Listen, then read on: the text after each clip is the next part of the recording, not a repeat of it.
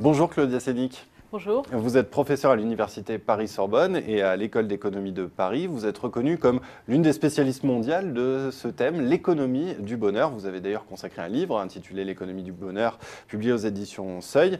Et je vous reçois aujourd'hui dans le cadre du partenariat entre Xerfi-Canal et le Printemps de l'économie, pour lequel vous participez à la table ronde intitulée « Quel lien entre richesse et qualité de vie ?» Alors, première question, très simplement, est-ce qu'on peut vraiment faire un lien entre croissance, richesse et bien-être? Autrement dit, est-ce que la croissance rend heureux?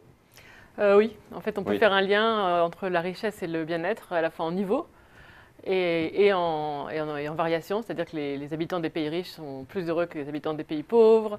Au sein d'un pays, le revenu joue un grand rôle et la croissance joue un rôle dans le bien-être, pas seulement parce que ça augmente le niveau de richesse, mais parce que la perspective de la croissance en elle-même est un facteur de bien-être. Le fait d'anticiper quelque chose qui va en s'améliorant. Alors, on va revenir sur les différents moyens de mesurer le bonheur, mais avant, je voudrais qu'on parle de cet indicateur qui est le PIB. Aujourd'hui, ça reste vraiment la boussole. Pourquoi est-ce que cette mesure du bonheur n'est pas devenue la boussole, n'a pas fait bouger du PIB, ne l'a pas fait tomber de son piédestal? Je pense par exemple au rapport Stiglitz qui avait été remis à Nicolas Sarkozy en 2009. Rien n'a bougé depuis. Il y a des choses qui ont bougé. Par exemple, la Grande-Bretagne a décidé de mesurer le bien-être subjectif des citoyens tous les ans à l'aide de 5 questions sur leur satisfaction dans la vie, est-ce qu'ils trouvent que leur vie a un sens, est-ce qu'ils se sont sentis plutôt anxieux au cours de la journée précédente, est-ce qu'ils se sont sentis bien. Donc de mesurer vraiment le subjectif.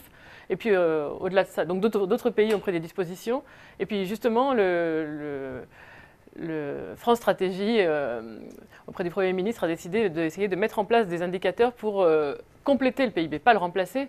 On ne peut pas remplacer le PIB. Le PIB mesure quand même la valeur des richesses consommées au cours d'une année par les citoyens, donc la valeur sociale que les gens, qu'on a ajoutée dans le monde. Mais le PIB ne mesure pas tout, donc il faut le compléter avec d'autres indicateurs, et notamment ce que préconisait le rapport Stiglitz, c'est-à-dire des indicateurs de stock, c'est-à-dire de ce dont on dispose pour assurer non seulement la consommation une année, mais toutes les autres années à venir pour les générations présentes et futures.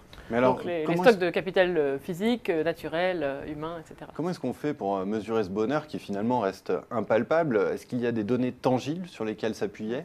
Les données sont tangibles et le bonheur est intangible.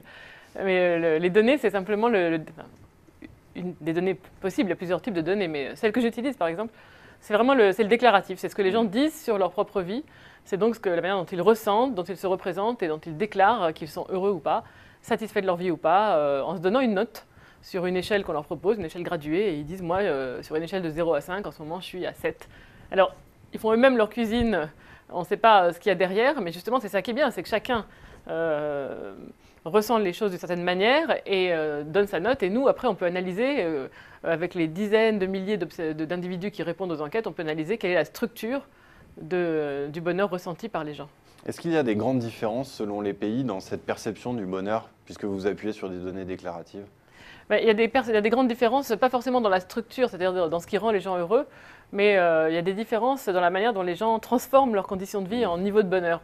Il y a vraiment des groupes de pays qui sont très heureux, même au-delà de ce que prédiraient leurs conditions matérielles. Par exemple, les pays d'Amérique latine, ils sont vraiment au-dessus de la norme, étant donné leurs revenus par tête, ils sont vraiment très heureux.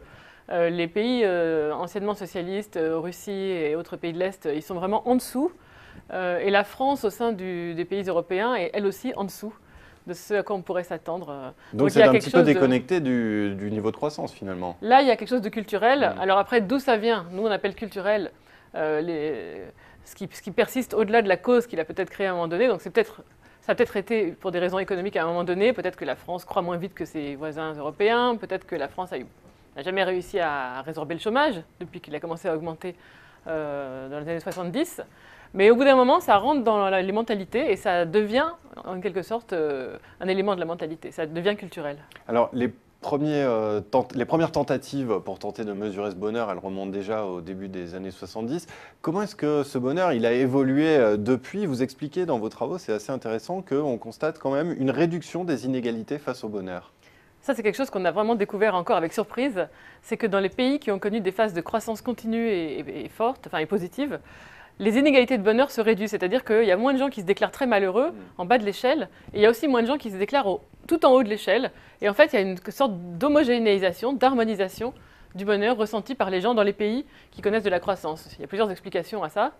La première, c'est que la croissance moderne, c'est accompagné du développement de toute une sphère de biens publics, pas seulement les infrastructures, de transport, d'éducation, etc., la protection sociale, mais aussi des biens publics immatériels, comme les droits civils, les libertés fondamentales, l'égalité homme-femme, etc. Et ça, c'est quelque chose que tout le monde consomme de la même manière, ou peut consommer de la même manière.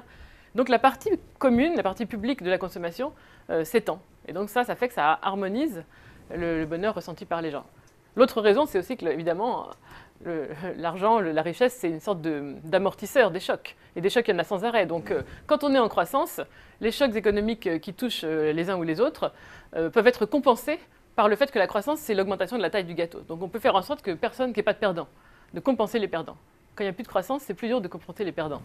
Pour conclure, Claudia Sénic, le bonheur, est-ce qu'il peut croître indéfiniment, comme la croissance, vous venez de le dire, c'est l'accroissement de la taille du gâteau?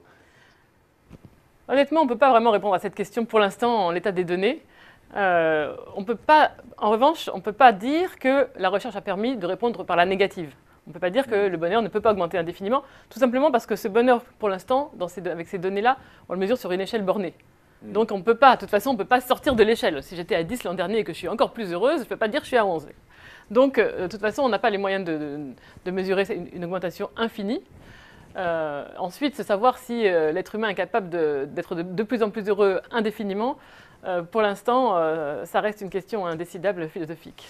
Eh bien, Claudia Sénic, merci d'être venue nous éclairer sur ces questions. Je rappelle votre participation à la table ronde du Printemps de l'économie. Quel lien entre richesse et qualité de vie? Merci. C'est moi qui vous remercie.